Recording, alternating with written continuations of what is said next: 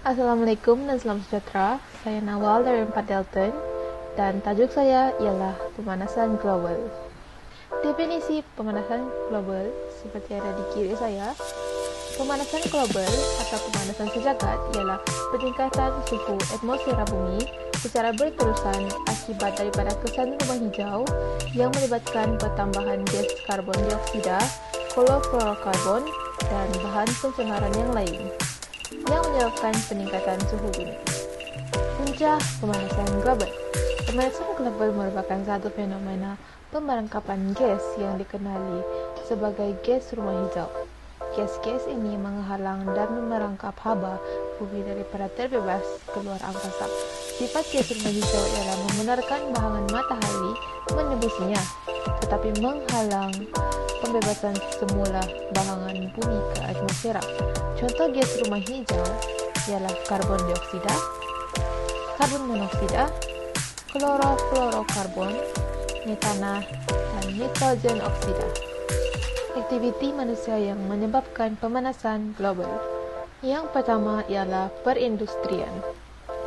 Aktiviti perindustrian merupakan punca utama kepada fenomena pemanasan global. Pembakaran bahan api fosil seperti gas dan arang batu bagi menggerakkan mesin dan jentera telah mengeluarkan banyak gas rumah hijau, terutamanya gas karbon dioksida.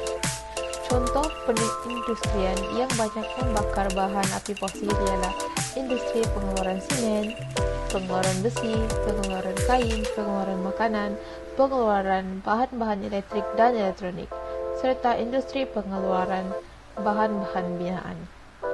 Yang kedua ialah pengangkutan. Kenderaan bermotor kini merupakan pengangkutan utama bagi manusia memudahkan pergerakan mereka di bumi ini. Penggunaan kereta yang menggunakan minyak sebagai bahan bakar utama bagi menggerakkan enjin kenderaan, khususnya minyak tapa pelembab, telah banyak membebaskan gas karbon dioksida dan gas karbon monoksida. Kereta api steam yang menggunakan batu arang sebagai bahan bakar turut membebaskan gas pencemaran ke atmosfera. Ketiga ialah pemanasan global. Kegiatan pembakaran hutan secara besar-besaran dan berluasa untuk membersihkan kawasan hutan bagi menjalankan aktiviti pertanian, pertempatan atau jaringan pengangkutan dan penghubungan telah menyumbang kepada pemanasan global. Pembakaran hutan telah menyebabkan imbangan kandungan oksigen dalam karbon dioksida tidak seimbang. Lebihan karbon dioksida terjadi dan berlakulah pemanasan global. Asap yang terbebas ke angkasa daripada pembakaran hutan juga mengandungi banyak gas karbon dioksida. Contohnya pembakaran hutan di Sumatera Selatan dan Riau, Indonesia. Yang keempat pula ialah pertanian dan peternakan.